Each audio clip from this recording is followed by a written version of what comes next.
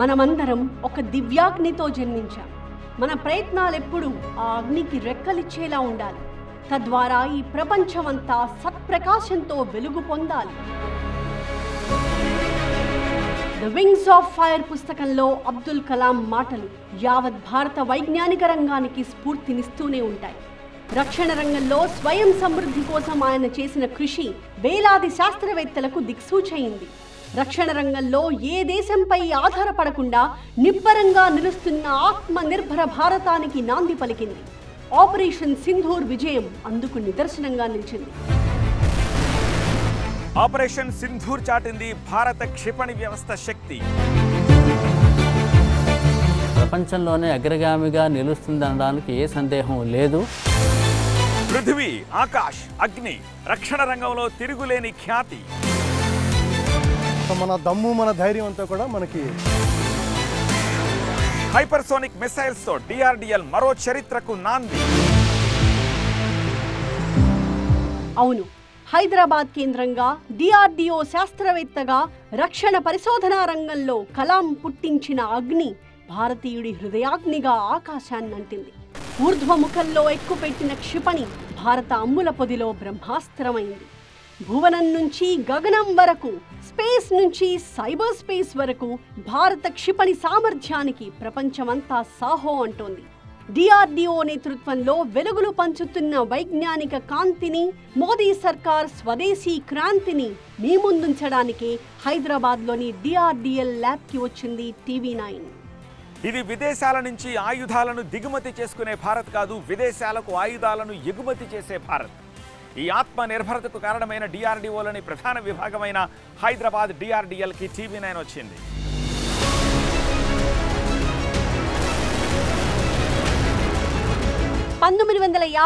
లో ప్రభుత్వం రక్షణ పరిశోధన అభివృద్ధి సంస్థ డిఆర్డిఓని ఏర్పాటు చేసింది.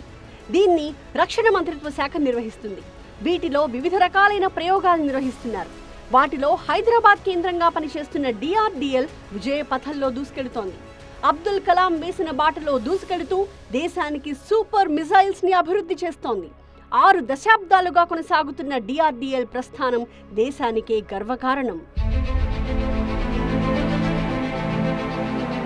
భారత మిసైల్ ప్రోగ్రామ్ కి హైదరాబాద్ డిఆర్డిఎల్ ప్రధాన కేంద్రంగా మారింది. ఏపీజే అబ్దుల్ కలాం ఆధ్వర్యంలో 1983 జూలై 26న integrated guided missile development programme IGMDP ప్రారంభమైంది. స్వదేశీ గైడెడ్ క్షిపణుల్ని అభివృద్ధి చేయడం మొదలైంది. అవే పృథ్వీ, అగ్ని, త్రిశూల్, ఆకాష్, నాగ్. దేశంలోని వివిధ ప్రాంతాలకు చెందిన సాంకేతిక నిపుణులను, విద్యా సంస్థలను, పరిశోధన అభివృద్ధి సంస్థలను, త్రివిధ దళాలను ఏకతాటిపైకి తీసుకొచ్చి రూపొందించిన క్షిపణి వ్యవస్థ గురించి తెలుసుకోవడం ఎంతో స్ఫూర్తిదాయకంగా ఉంటుంది. ఇండియన్ మిసైల్ సిస్టమ్కి గుండెకాయలా మారింది హైదరాబాద్లోని డిఆర్డిఎల్. 5-6 దశాబ్దాలుగా మనం వాడుతోన్న మిసైల్స్ అన్నీ ఇప్పుడు ఇక్కడ పురుడు పోసుకున్నవే. అసలు ఇప్పుడు మన దగ్గర ఎన్ని మిసైల్స్ ఉన్నాయి, వాటి టెక్నాలజీ ఏంటి, అవి ఏం చేయగలవు, ఆ స్పెసిఫికేషన్ మొత్తం చూద్దాం రండి.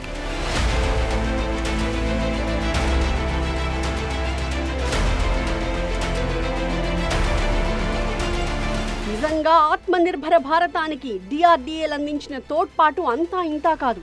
ఇక్కడ మనం చూస్తున్న ప్రతి మిసైల్ డిఆర్డిఎల్ సైంటిస్టుల మెదళ్లలో పుట్టినవే. మురళీమోహన్ గారు, ఆపరేషన్ సింధూర్ అనగానే మొత్తం అందరికీ గుర్తొచ్చేది ఈ ఆకాశే. ఆపరేషన్ సింధూర్లో ఆకాష్ ప్లే చేసిన రోల్ ఏంటి, అసలు ఇది ఎలా వర్క్ చేస్తుంది, ఇది ఎగ్జాక్ట్గా సేమ్ ఆకాష్ ఎలా ఉంటుందో అదే సైజా లేకపోతే నమూనా కోసం పెట్టారా? ఇంచుమించు అదే సైజ్ ఉంటుంది. ఇంత పొడుగు ఉంటుందా? ఇంత పొడుగు మిసైల్, పెద్ద మిసైల్. ఓకే, సో చెప్పండి దీని గురించి మాకు. సో ఆకాష్ అనేది సర్ఫేస్ టు ఎయిర్ మిసైల్ అండి. సో ఉపరితలం నుంచి గగనతలంలో ఉన్న వైమానిక లక్ష్యాలను ఛేదించడం కోసం వాడతాం. సో మన ఆపరేషన్ సింధూర్లో మన శత్రు దేశం వాడిన యుద్ధ విమానాలు కానీ, పెద్ద పెద్ద యూకావ్స్ డ్రోన్స్, పెద్ద డ్రోన్స్ని గాల్లోనే కూల్చేసి మన దేశాన్ని ఇంపార్టెంట్ అసెట్స్ని కాపాడింది మన ఆకాష్. సో ఆకాష్లో మనకి దీని ప్రత్యేకత అంటే త్రూ అండ్ త్రూ ఇటు థ్రస్ట్ వస్తుంది. Ramjet integrated rocket ramjet system ఉంటుంది దీనిలోని. సో దీనిలో ఏమవుతుందంటే మీకు మొత్తం త్రూ అవుట్ సూపర్సోనిక్ స్పీడ్స్ వస్తాయి, స్పీడ్ తగ్గదు. దీనికి వింగ్స్ అంటారు వీటిని. ఇవి ఇంటేక్స్, ఎయిర్ ఇంటేక్స్, ఇవి టైల్స్. సో మిసైల్ కంట్రోల్ చేసేది ఈ టైల్ కంట్రోల్ సర్ఫేస్ మూవ్ చేయడం ద్వారా మిసైల్ మనం స్టీర్ చేయొచ్చు. మన టార్గెట్ ఎటు వస్తుందో రాడార్ చెప్తుంది మనకి ఈ డైరెక్షన్లో వస్తుందని. దానికి అకార్డింగ్గా గైడెన్స్ సిస్టమ్ దీనికి నిర్దేశకత్వం చేస్తుంది ఎలా వెళ్ళాలి అనేది. ఈ కంట్రోల్ సిస్టమ్ అనేది ఆ ఇచ్చిన గైడెన్స్ కమాండ్స్ని ఫాలో అవుతూ మిసైల్ని ఆ టార్గెట్కి టువర్డ్ టార్గెట్ తీసుకెళ్తుంది. ఓకే. సో లాస్ట్లో దానికి ఒక RF సీకర్ సిస్టమ్ ఉంటుంది, ఇంకా అక్యురేట్గా టార్గెట్ ట్రాక్ చేయడానికి. లోపల ప్రాక్సిమిటీ ఫ్యూజ్ ఉంటుంది. ఆ ప్రాక్సిమిటీ ఫ్యూజ్ ఇంకా టార్గెట్ దగ్గరగా వచ్చినప్పుడు ఎంత డిస్టెన్స్ ఉందో చెప్పి ఎక్కడ వార్ హెడ్ని బ్లాస్ట్ చేస్తే టార్గెట్ డిస్ట్రాయ్ అవుతున్నది అల్గారిథం డిసైడ్ చేస్తుంది. దాని ద్వారా మనం పిన్ పాయింటెడ్గా మనకి ఏరియల్ టార్గెట్స్, మూవింగ్ టార్గెట్స్ని, అజైల్ మేనూవరింగ్ టార్గెట్స్ని మనం ఆకాశ్ ద్వారా విధ్వంసం చేయొచ్చు. సో ఆపరేషన్ సింధూర్ జరిగింది ఎట్లానే. ఓకే. కానీ ఆ రోజు చూశారు కదా, చాలా మంది దేశం మొత్తం లైవ్లో చూసింది. నెంబర్ ఆఫ్ డ్రోన్స్ వచ్చేసాయి బార్డర్లో, అక్రాస్ ద బార్డర్ చాలా చోట్ల వచ్చాయి. వాటన్నిటిని హిట్ చేయడానికి కూడా ఆకాశే యూజ్ చేసామా మనం? అన్నిటికీ ఆకాశ అవసరం ఉండదండి. యాక్చువల్గా లేయర్ డిఫెన్స్ ఉంటుంది. ఓకే. డిపెండింగ్ అపాన్ టార్గెట్ని బట్టి చిన్న టార్గెట్కి ఆకాశ అవసరం లేదు. చిన్న క్వాడ్కాప్టర్ లాంటి చిన్న చిన్న డ్రోన్స్ ఉన్నాయి అనుకోండి, వాటికి మన దగ్గర లేజర్ వెపన్స్ ఉన్నాయి. సో డైరెక్టెడ్ ఎనర్జీ వెపన్స్ అంటారు laser system. So laser energy వాటి మీద ప్రసరించడం ద్వారా వాటిని బూడి చేసేయచ్చు టార్గెట్స్ని, అలా చిన్న చిన్న టార్గెట్స్ని. అట్లా తక్కువ రేంజ్లో ఉన్న వాటికి లేజర్ వెపన్ సిస్టమ్ వాడాము, కొన్ని గన్స్ వాడాము, ఎయిర్ క్రాఫ్ట్ గన్స్ వాడాము. మీడియం రేంజ్ వాటికి ఆకాశం వాడాము, ఇంకా ఎక్కువ రేంజ్ ఉన్న దానికి MRSAM వాడాము. So depending upon the missile capability, target టైప్ను బట్టి మనం డిసైడ్ చేస్తాం. కాబట్టి మల్టీ టార్గెట్ని హ్యాండిల్ చేయగల కెపాసిటీ ఆకాశ్ ఉంది. ఒకేసారి మోర్ దాన్ 4 టార్గెట్స్ 10 టార్గెట్స్ వచ్చినా కూడా ఆకాశ్ కొని హ్యాండిల్. ఓకే. మల్టీ టార్గెట్ని హ్యాండిల్ చేయగల కెపాసిటీ ఆకాశ్ ఉంది. ఓకే. కాకపోతే చిన్న టార్గెట్స్కి వాడాల్సిన అవసరం లేదు. సో పెద్ద టార్గెట్లు something like jet fighters, helicopters or UCAVs అని అంటారు, పెద్ద డ్రోన్స్ అవి. ఓకే. వాటిని కూడా మనం వాటికి they can carry weapons. Okay. UCAVs. So అట్లాంటి వాటిని కూడా మనం దీన్ని యూజ్ చేసుకుని మనం కూల్చాము.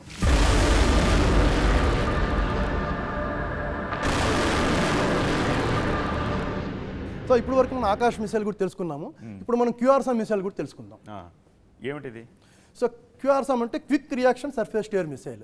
సో మన టార్గెట్ని డిటెక్ట్ చేసి నుంచి ఎంత తొందరగా మనం మిసైల్ లాంచ్ చేయగలం దాన్ని బట్టి రియాక్షన్ టైం ఉంటుంది. సో ఇది quick reaction time. With in 1 minute మనం దీన్ని లాంచ్ చేయొచ్చు అనమాట. With in 1 minute. And it is on the move. దీంతో పాటు radars, missile launcher everything move అవుతుంటాయి ఆర్మీ కాన్వాయ్తో పాటు. మనకి ఎక్కడ కావాలనుకుంటే అక్కడ మనం షార్ట్ హాల్ట్ పెట్టి మిసైల్ లాంచ్ చేసుకుని అగైన్ వీ కెన్ మూవ్. అయితే ఆకాష్కి అది లేదు.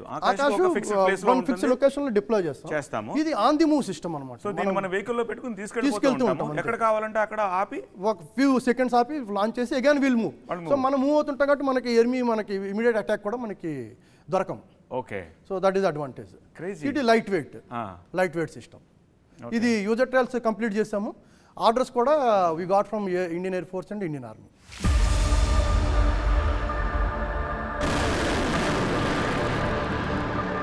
ఇప్పుడు వరకు మనం సర్ఫేస్ టు ఎయిర్ మిసైల్ గురించి మాట్లాడుకున్నాం.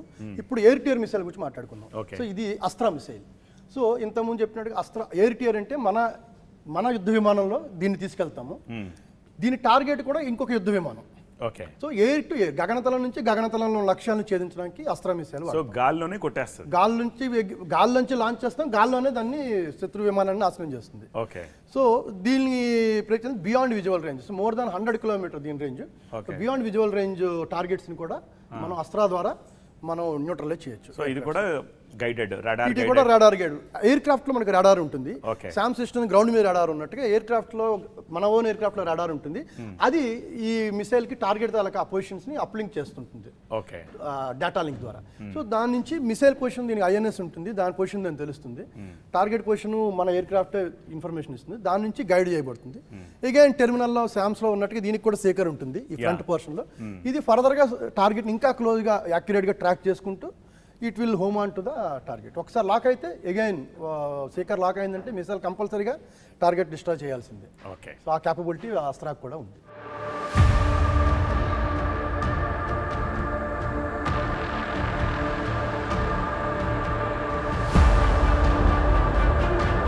భారత అమ్ముల పొదిలో బ్రహ్మాస్త్రం బ్రహ్మోస్.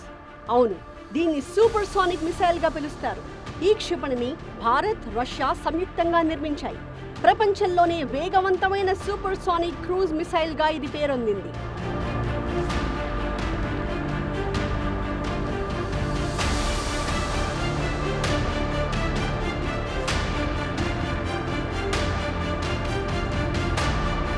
బ్రహ్మోస్ సైతం కంప్లీట్ ఇండిజినస్? బ్రహ్మోస్ మనకి రష్యాతో జాయింట్ వెంచర్ అండి ఇది. ఓకే, రష్యాతో joint venture. But almost 80% plus మనం ఇండిజినస్ చేయగలిగాం కాంపోనెంట్స్ ఇండియాలో. ఓకే. సో కొన్ని క్రిటికల్ కాంపోనెంట్స్ ఆల్మోస్ట్ చాలా కాంపోనెంట్స్ మనం ప్రెజెంట్ ఇండిజినస్ చేయగలిగాం. ఓకే, ఇప్పుడు ఇన్ని మిసైల్స్ ఉన్నాయి కదా, ఎక్కువ వినిపించేది రీసెంట్గా ఎక్కువ వినిపించేది ఆఫ్ కోర్స్ ఆపరేషన్ సింధూర్ వల్ల ఆకాష్, అండ్ బ్రహ్మోస్ కూడా ఎక్కువ వినిపించింది. బ్రహ్మోస్ స్పెషాలిటీ ఏంటి చెప్పండి? సో బ్రహ్మోస్ స్పెషాలిటీ అంటే వరల్డ్లోని fastest supersonic cruise missile in the world. Okay. It can fly at 3 Mach. 3 Mach అంటే మాక్ అంటే sound velocity.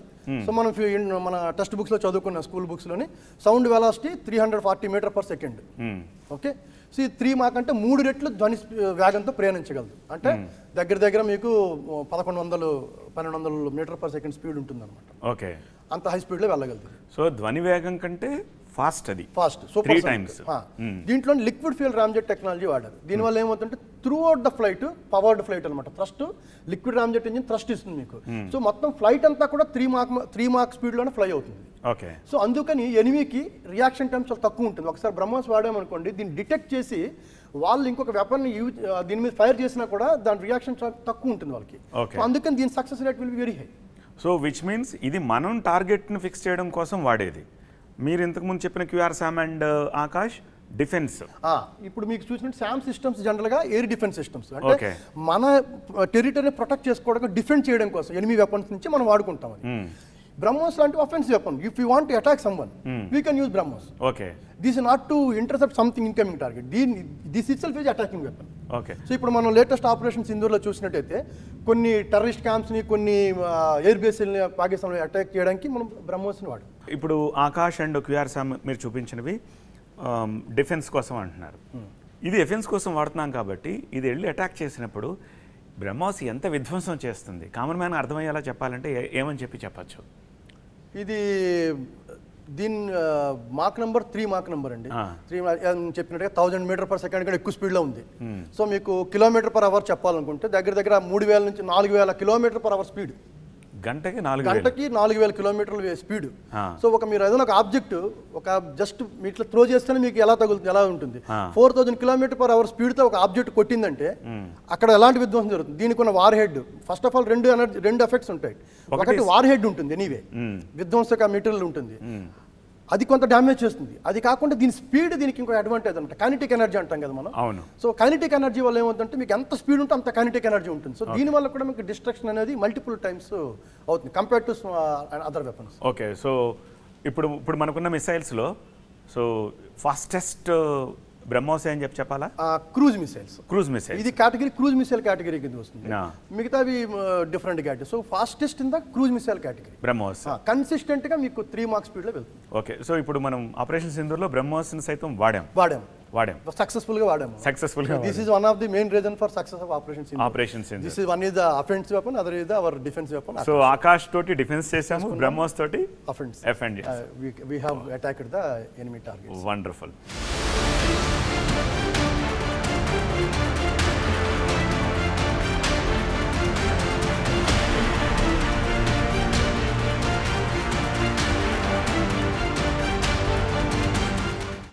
This is also missile.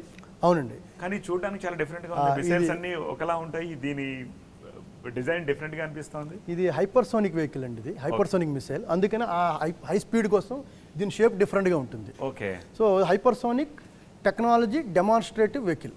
Okay. So ఇది మనకి ఇప్పుడు మీ హైపర్సోనిక్ పేరు వినే ఉంటారు. ఇప్పుడు వాళ్ళు ఇప్పుడు నెక్స్ట్ టెక్నాలజీ హైపర్సోనిక్. మనం ఎంత ఎక్కువ స్పీడ్లో మన మిసైల్ ఫ్లై అయితే ఎనిమీకి రియాక్షన్ టైం అంత తక్కువ ఉంటుంది. ఇప్పుడు మనం బ్రహ్మోస్ చూసాం 3 Mach అన్నాం, ఇది 6 times.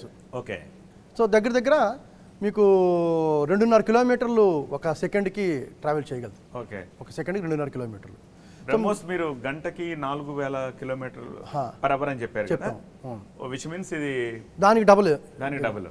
ఓకే. అసలు సో శత్రువుకి రియాక్షన్ టైం ఉండదు. అందుకని ఇప్పుడు హైపర్సోనిక్ అనే నెక్స్ట్ టెక్నాలజీ. ఓకే. ఎంత స్పీడ్తో మన మిసైల్ వెళ్తే ఎనిమీ దగ్గరికి వాడికి రియాక్షన్ టైం అంత తక్కువ ఉంటుంది.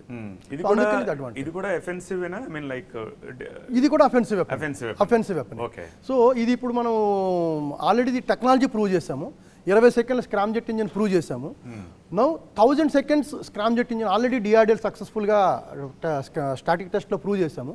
ఆ టెక్నాలజీని మనం వెపన్ కింద కన్వర్ట్ చేయాలి.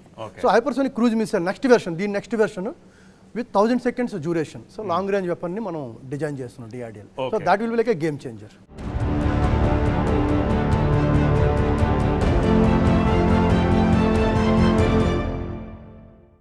సో నెక్స్ట్ హెలీనా అండి. ఇప్పుడు చూస్తే రెండు ఆల్మోస్ట్ మీకు సిమిలర్గా కనిపిస్తాయి. సో నాగ్ అనేది మన యుద్ధ ట్యాంక్ నుంచి వాడతాం, లాంచ్ చేస్తాము. హెలీనా అనేది helicopter launched Nag, heli Nag. Okay, so మనకి అది హెలికాప్టర్ ఉంది కదా, ఆ హెలికాప్టర్కి ఇది మిసైల్ క్యారీ చేస్తుంది. ఎప్పుడైతే మనకి మన ఎనిమి యుద్ధ ట్యాంకులు కనబడ్డాయో మన హెలికాప్టర్ నుంచి లాంచ్ చేయొచ్చు అనమాట. సో దీనివల్ల దీని రేంజ్ కూడా పెరుగుతుంది. సో ఇక నాగని ఇందాక మీరు అన్నాం కదా, ఎందుకు పేరు వచ్చింది దానికంటే it will do the top attack. జనరల్గా ట్యాంక్కి మీద పోర్షన్ లైట్ ఉంటుంది అనమాట, వీకర్ ఉంటుంది. టాప్ మాత్రం అది లోపలికి మనుషులు దిగి ఎక్కడానికి అది ఏదైతే పోర్షన్ అది కొంచెం వీక్ ఉంటుంది. So it will try to exactly attack on the top of the tank. అందుకని టార్గెట్ ని ఈజీగా డిస్ట్రాయ్ చేయొచ్చు ట్యాంక్ ని. సో అందుకని weakest point Nag like a top attack. Okay,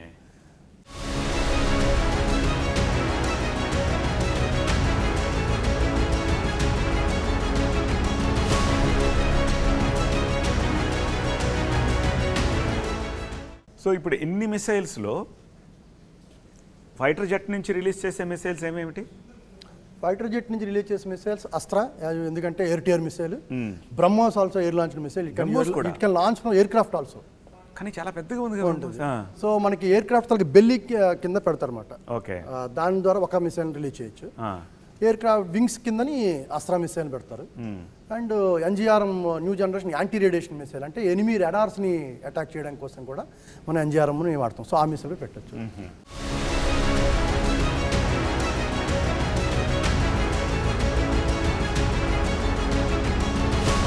క్షిపణి వ్యవస్థలో భారత్ని స్వయం సమృద్ధి దేశంగా రూపొందించడంలో DRDO సఫలీకృతమైంది.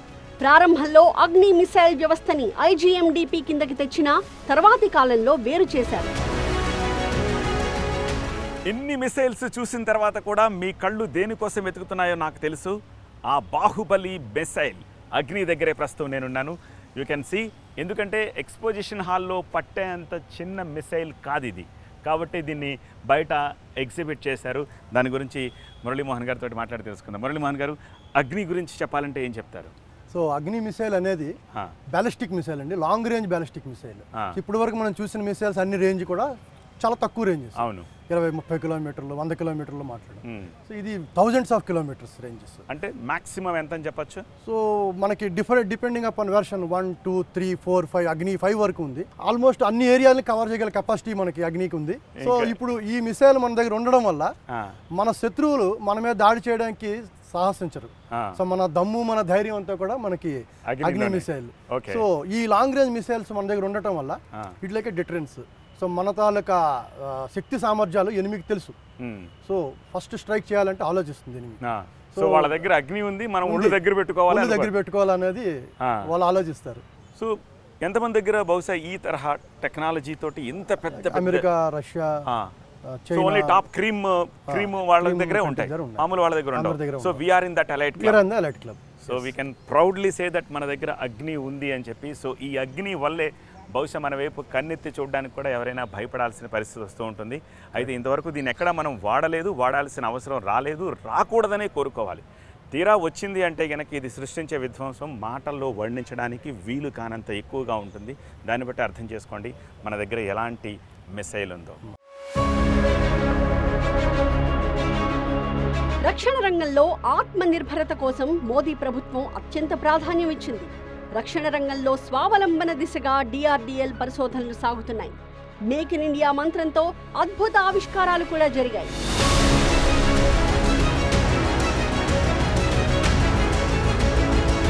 భారత ఆత్మ నిర్భర సామర్థ్యాన్ని ఆపరేషన్ సింధూర్ సమయంలో ప్రపంచం చూసింది. స్వదేశీ ఆయుధాలతో దాయాదికి తిరుగులేని సమాధానం చెప్పింది భారత్. ఈ మధ్యన జరిగిన ఈ పాకిస్తాన్తో జరిగిన మిషన్ సింధూర్ కార్యక్రమంలో భాగంగా చాలా మన మిసైల్స్ చాలా విజయవంతంగా ప్రయోగించబడ్డాయి.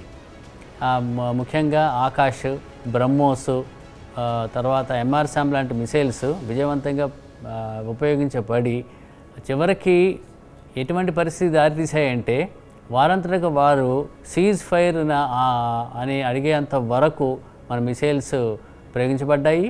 అండ్ అవి 3 రోజుల్లోనే మనం ఆ కార్యక్రమాన్ని విజయవంతంగా పూర్తి చేసి మన దేశానికి మన సైనిక సోదరులకు చేయూతనిచ్చి ఎంతో బలాన్నిచ్చి బాగా ఉపయోగపడేట్టు మనం మిసైల్ వ్యవస్థను మనం అభివృద్ధి చెందేటట్టు చేసుకున్నాము. భవిష్యత్తులో యుద్ధాలు భూమి కంటే ముందు ఆకాశంలో జరుగుతాయి. ఆపరేషన్ సింధూర్ సమయంలో కూడా ఆ దృశ్యాలను మనం చూసాం. ఇప్పుడు రాకెట్లు, క్షిపణులు, డ్రోన్లు, UAVలు యుద్ధ రంగంలో ప్రధాన పాత్ర పోషిస్తున్నాయి. Anti drone systems, multi barrel rocket launcher, hypersonic missiles, ఇలా విజన్ 2047 లక్ష్యంతో పనిచేస్తోంది DRDL.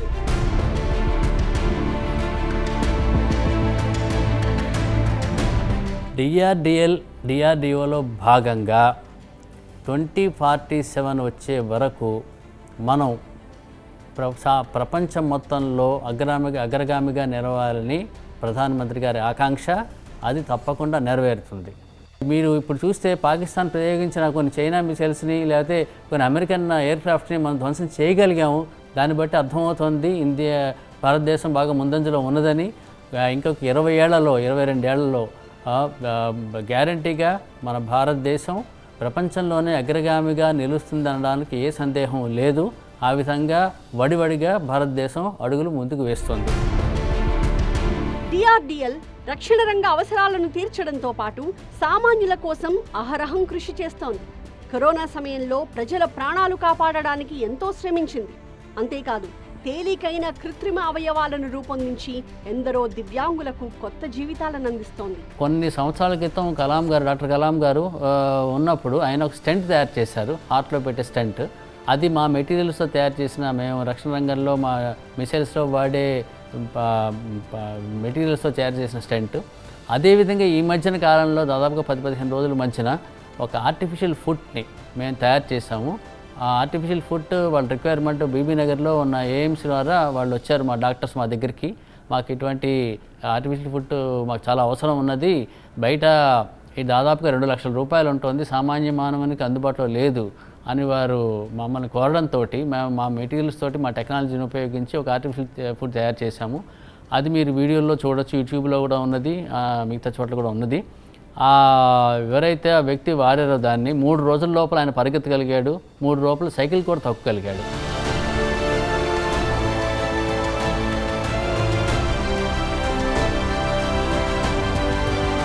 యువత మెదళ్లలో మరో ప్రపంచం ఊపిరి పీలుస్తూ ఉంటుంది. అందుకే రక్షణ రంగంపై ఆసక్తి ఉన్న ప్రతిభావంతులైన యువతని DRDL ప్రోత్సహిస్తోంది. స్టార్టప్లు, యువ పారిశ్రామికవేత్తల నవీన ఆవిష్కరణలకు అన్ని విధాలా అండదండలందిస్తోంది. మన DRDOలో ఒక TDF అనే ఒక ప్రోగ్రాం ఉన్నది. దాదాపుగా 50 కోట్ల వరకు మన ఏ కొత్త ఆలోచన వచ్చినా ఏ యువ పారిశ్రామికవేత్తకి మనం మొత్తాన్ని ఇవ్వగలము ప్రాజెక్ట్ రూపంలో. వాళ్ళు ఏ కొత్త టెక్నాలజీని డెవలప్ చేయొచ్చు. ఈ విధంగా మనం ఈ స్టార్టప్స్ని కానివ్వండి లేకపోతే MSMEలని కానీ మనం ఎంకరేజ్ చేస్తున్నాము. నేను చాలామందికి చెప్పాను, చాలా MSMEస్కి వెళ్ళాను, చాలా స్టార్టప్స్కి వెళ్ళాను. వారికి ఏమాత్రం కొత్త ఆలోచన వచ్చినా నా దగ్గర రమ్మని చెప్పాను. వాళ్ళ ఆలోచనకి వస్తే చాలు, మిగతా ఖర్చు అంతా మేము DRDO నుంచి భరించి ఆ ప్రాజెక్టు విజయవంతం చేయడానికి సర్వ విధాల సాయశక్తులా మేము ప్రయత్నించి దాన్ని విజయవంతం చేస్తాం. దేశమే సర్వస్వం, దేశ రక్షణే కీలకం. ఇదే DRDO సైంటిస్టుల సంకల్పం. సరిహద్దుల్లో శత్రు దేశాలు ఎన్ని కుట్రలు పన్నినా, పద్మవ్యూహాలు రచించినా వాటన్నిటినీ ధ్వంసం చేసే అత్యాధునిక స్వదేశీ క్షిపణుల్ని అభివృద్ధి చేస్తున్న వేలాది మంది DRDO సైంటిస్టులకు సలాం. వారి త్యాగాలకు జోహార్, వారి విజయాలకు hats off. This is Abdul Kalam tree. Doctor APJ Abdul Kalam నాటిన ఒక చిన్న మొక్క ఎంత పెద్దదై మానై శాఖోపశాఖలుగా విస్తరించేంత దృఢంగా తయారైందో చూడొచ్చు. 1992లో అబ్దుల్ కలాం చేతుల మీదుగా ఈ మొక్కని ఇక్కడ నాటారు. అది ఇప్పుడు ఎంత పెద్దదైందో చూడొచ్చు. దీన్ని మొక్కగానే చూడొద్దు, అబ్దుల్ కలాం ఆ రోజు చేసిన కృషి ఫలితం ఇవాళ దేశ రక్షణ వ్యవస్థలో, క్షిపణి వ్యవస్థలో మనం ఎంత ముందున్నామో దాన్ని బట్టి అర్థం చేసుకోవచ్చు. సబ్సోనిక్ నుంచి సూపర్సోనిక్ వరకు, షార్ట్ రేంజ్ నుంచి లాంగ్ రేంజ్ మిసైల్స్ వరకు ఇవాళ స్వయం సమృద్ధితోటి ఈ మిసైల్స్ అన్ని మనం తయారు చేస్తున్నామంటే అబ్దుల్ కలాం లాంటి సైంటిస్టులు డిఆర్డిఎల్లో చేస్తున్న కృషిని అర్థం చేసుకోవచ్చు. ఇది ఇలానే కంటిన్యూ అవ్వాలి. 2047 వికసిత్ భారత్ లక్ష్యంగా దేశం ముందడుగు వేస్తూ వేళ డిఆర్డిఎల్ చేస్తూ కృషికి వాడు పోషిస్తున్న పాత్రకి సాల్యూట్.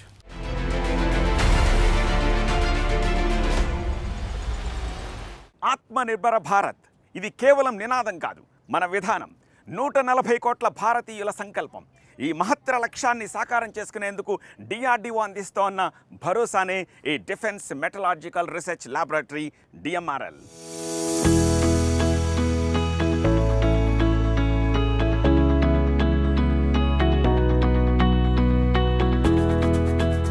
కార్గిల్ యుద్ధంలో మన యుద్ధ ట్యాంకర్ల శక్తి చూసాం. ఆపరేషన్ సింధూర్లో మన ఫైటర్ జెట్ మిసైల్స్ యొక్క పవర్ ఏంటో చూసాం. నీటి మీద తేలియాడే మన ఎయిర్ క్రాఫ్ట్ క్యారియర్ల గురించి చెప్తూ ఉంటాం. ఈ మ్యాటర్ వెనుక ఒక మెటీరియల్ ఉంటుందని ఎప్పుడైనా ఆలోచించారా? ఆ మెటీరియల్ తయారవ్వడం వెనుక ఎన్ని అగ్ని పరీక్షలు ఉంటాయి, అది తయారవడానికి ఎన్ని మెదళ్ళు పనిచేస్తాయి ఎప్పుడైనా అనుకున్నారా? దేశానికే తలమానికంగా ఉండి హైదరాబాద్ కేంద్రంగా ఉన్న ఈ డిఎంఆర్ఎల్లోనే ఆ మెటీరియల్ రూపుదిద్దుకోవడానికి బీజం పడేది. డిఎంఆర్ఎల్ విజన్ ఏంటో మిషన్ ఏంటో చూపిస్తాను, నాతో రండి.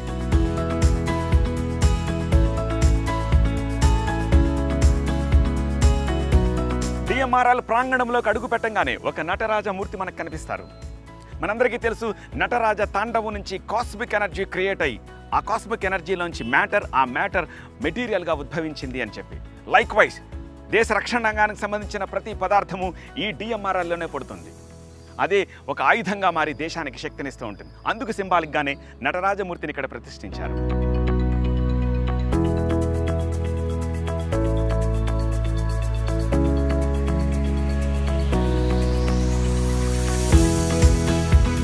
డిఎంఆర్ఎల్లో ఇది mechanical testing laboratory, highly sensitive area.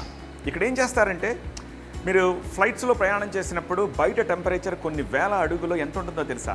-35 degrees ఉంటుంది. అదే ఫ్లైట్ కొన్ని నిమిషాల వ్యవధిలో ల్యాండ్ అయినప్పుడు కింద +25 +30 ఉంటుంది.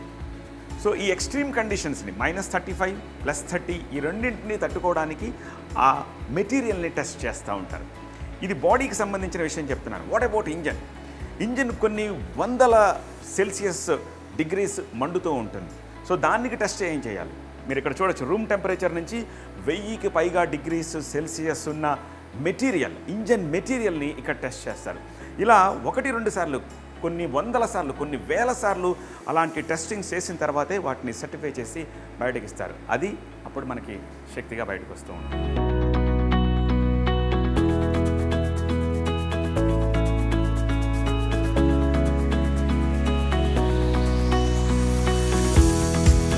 మన ఎయిర్ ఫోర్స్ అమ్ముల పొదిలో అత్యాధునిక ఆయుధాల్లో ఈ తేజస్ కూడా ఒకటి. మనందరికీ తెలుసు తేజస్ ఎంత శక్తివంతమైన ఎయిర్ క్రాఫ్టో. ఈ తేజస్ తయారు చేయడంలో ఈ టైటానియం అలాయ్ రోల్ ఏంటో ఒకసారి చూద్దాం.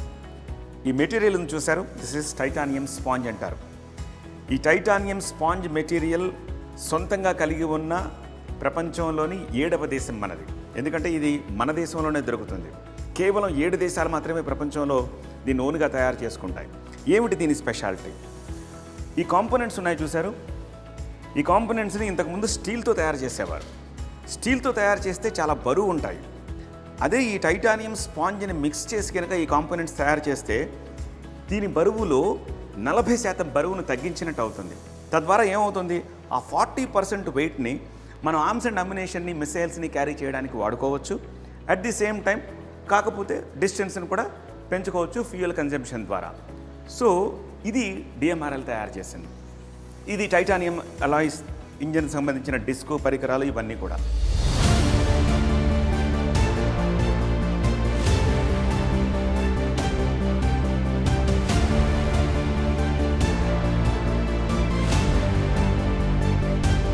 మన ఆత్మనిర్భర భారత్కి మరొక ఎగ్జాంపుల్గా చెప్పచ్చు ఈ ఐఎన్ఎస్ విక్రాంత్ని. మీరు చూడండి, ఎన్ని వందల వేల ఎయిర్ క్రాఫ్ట్లు ల్యాండ్ అవ్వడం, టేక్ ఆఫ్ అవ్వడం. అటువంటప్పుడు అది కూడా దేని మీద? మన భూమి మీద కాదు. అంటే స్టీల్ మీదే ల్యాండ్ అవ్వాలి, స్టీల్ మీదే మళ్ళీ టేక్ ఆఫ్ అవ్వాలి. విచ్ మీన్స్ ఈ రన్వే ఉండే స్టీల్ని ఎంత టెస్ట్ చేయాలి, ఎన్ని వందల వేల సార్లు టెస్ట్ చేయాలి, ఎంత ప్రెషర్ని తట్టుకోవాలి, అవన్నీ కూడా మన డిఎంఆర్ఎల్ఏ చేశారు.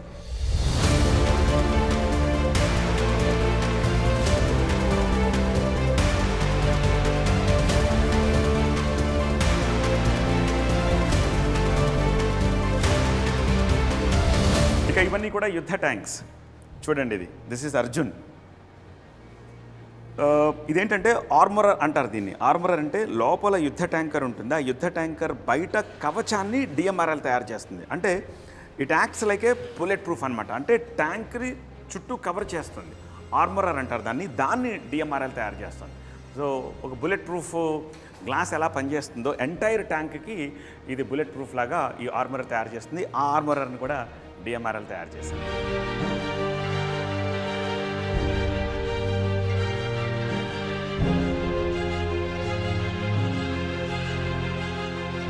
DMRLలోని one more highly sensitive electron microscopy ల్యాబ్లో ప్రస్తుతం నేనున్నాను. ఈ ల్యాబ్లో ఏం చేస్తారు దాని గురించి మాట్లాడడానికి doctor Partha Ghoshal, associate director మనతో ఉన్నారు. Sir, what do you do exactly in this lab? This every material, whatever we are developing all over the country, not only DRDO, we need to do investigation and studies, right from the very bigger size to smaller size, right from millimeter to up to very, very small nano size. We know about the nano, that all these stages we can magnify the material up to 1 lakhs, 2 lakhs, 10 lakhs time. 10 lakhs times. Magnify and then see. So we can start seeing them up to atomic level. We can keep on doing that. Okay. So there are two types of beam here in this microscope. There are two. One is electron beam, and there is the ion beam. There are two beams coming like this, and we can see the material from different perspective. One beam, ion beam, we can cut the material, and electron beam to see in different magnifications. Okay. Now we have also one more machine. It is called femtosecond laser, where we can cut without destroying the sample or burning the sample. That is unique in the Asia. Femtosecond laser. Unique means it is only a machine you have? Only available in our Asia, only one machine. Only one machine. Yes, such a sophisticated and new type of technology we are using. So ఒక మాటలో చెప్పాలంటే DNA lab of DMRL అనమాట.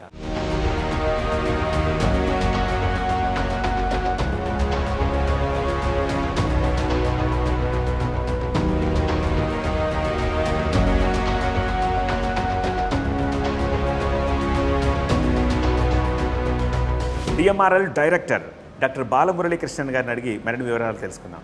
బాలమురళీకృష్ణన్ గారు, ఆత్మనిర్భర భారత్లో భాగంగా DMRL రక్షణ వ్యవస్థను బలోపేతం చేసే దిశగా ఎట్లా పనిచేస్తుంది? So thank you very much for this opportunity. Actually, DMRL, as you know, works primarily on materials technologies, essentially metals and ceramics and their composites.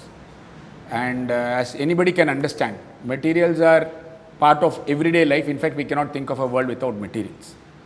And in the sphere of Atmanirbhar Bharat, of course, DMRL is primarily working towards defense systems, and what common people can understand or relate to will be things like systems and platforms like aircrafts, aircraft carriers, naval warships, and even tanks. But all of this, for their performance, depend on advanced high technology materials, and that is the domain in which our lab works. So we have been, for example, you can see tanks and other vehicular platforms for which we have provided armor solutions. Likewise, we have given components for several aircraft structures, both aero engines and aircraft structures. And also in the sphere of the Indian Navy, we have developed and productionized steel that is used for the naval hull construction. In fact, for the last 15 to 18 years, the steel developed by DMRL and productionized with our Indian industry and fully supported by the Indian Navy is what has been used for construction. And like this, then there are also applications in the civil sector, and we have things like magnets which are useful both for civil and defense sectors. So towards this, I think we do our contribution more through our systems laboratories, and very often our efforts are not directly visible, but they get into the systems and platforms. Yeah. Sir, ఈ విషయం చెప్పండి, DMRL భవిష్యత్ ప్రణాళికలు ఏంటి? ఎందుకంటే ఇప్పుడు lot of artificial intelligence గురించి మాట్లాడుకుంటున్నాము, startups గురించి మాట్లాడుకుంటున్నాము, ప్రైవేట్ ప్లేయర్స్ ఈ ఇండస్ట్రీలోకి ఎక్కువ వస్తున్నారు, స్టూడెంట్స్ ఎక్కువ మంది ఇంట్రెస్ట్ చూపిస్తున్నారు. సో DMRL భవిష్యత్తు ప్రణాళిక ఏంటి? So it's again a very important question, and especially in the current geopolitical scenario and other things, we are supposed to develop materials very quickly and at a fraction of the cost. Even internationally, several technologies have come up or approaches have come up in the last 10 to 15 years, something called as Integrated Computational Materials Engineering or ICME. And in the last 4 or 5 years, as you rightly pointed out, artificial intelligence and machine learning is also becoming a big part of it. Therefore, we are trying to integrate all of this into our material development activities. Like I said, even globally, the goal is to reduce the developmental time and cost by about half. And typically, in fact, it's a very interesting thing which your audience might like to know is that typically it takes upwards of 15 to 20 years to develop a new material for a critical application. And we are now working to bring it towards 5 to 7 years. And it's a very big challenge. And in that, we are trying to use all these advanced technologies like AI and ML, in addition to improving each of our normal processing technologies. Yeah, it's very pleasure talking to you. Thank you so much. Thank you very much. Thank you.